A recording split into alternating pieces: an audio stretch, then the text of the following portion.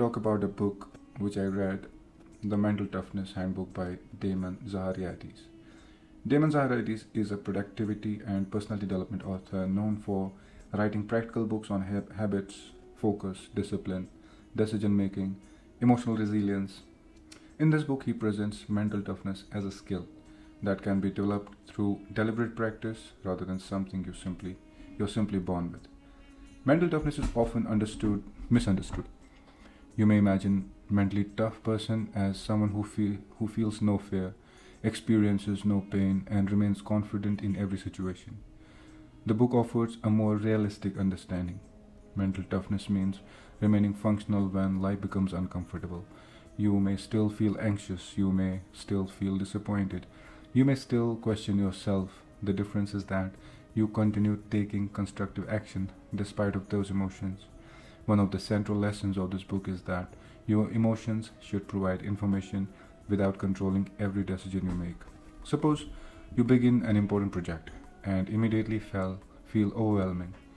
Your mind may tell you that the work is too difficult, that you lack experience, or that failure is certain. Mental toughness helps you recognize these thoughts without automatically accepting them as facts. You pause, examine the situation, and ask a better question. What is the next action available to me? The question brings you from imagination to reality. Another important idea in this book is that discomfort is unavoidable. The more you try to escape every uncomfortable situation, the more powerful discomfort becomes. You avoid a difficult conversation and the anxiety grows. You postpone an important task, the pressure increases. You abandon a goal after a setback and your confidence becomes weaker. Mental toughness develops when you gradually expose yourself to manageable discomfort. You finish the workout when you feel tired. You complete the task when motivation disappears. You speak honesty when silence feels easier. Each small act sends a message to your mind. Discomfort can be handled. The book also discusses emotional regulation. Mental toughness does not require suppressing your emotions. It requires understanding them, allowing them to settle, and choosing your response carefully. There's a small but important space between an event and your reaction. Someone criticizes you, a plan fails, you receive disappointing news. Your first emotional response may arrive automatically. What happens next can still be chosen. You can react impulsively or you can pause.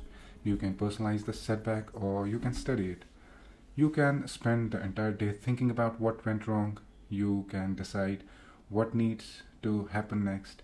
This ability to pause is one of the strongest forms of self control. The book further explains that mentally tough people accept responsibility for parts of life they can influence. They spend less energy blaming circumstances and more energy examining their own choices. This does not mean that every situation is your fault. It means that your response remains your responsibility. You may have no control over another person's behavior. You still have control over your boundaries. You may have no control over an unexpected setback. You still have control over your preparation to recovery. You may have no control over the past. You still have control over what you practice today. Another valuable lesson is that confidence usually follows action. Many people wait to feel confident before beginning. The book encourages the opposite approach. Begin while feeling uncertain, take one step, collect evidence that you can handle the situation. Confidence develops when you repeatedly keep promises made to yourself.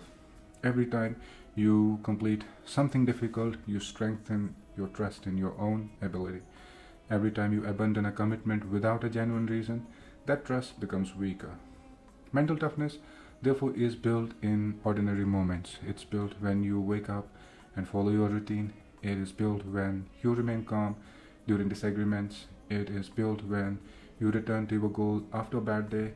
The biggest takeaway from the Mental Toughness Handbook is simple. A strong mind is trained through repeated choices. You become mentally tough every time you choose discipline over temporary comfort, reflection over reaction, and persistence over surrender. You do not need to become emotionless. You do not need to become dependable. Dependable during pressure, dependable during uncertainty. and most importantly, dependable to yourself. Thank you for listening.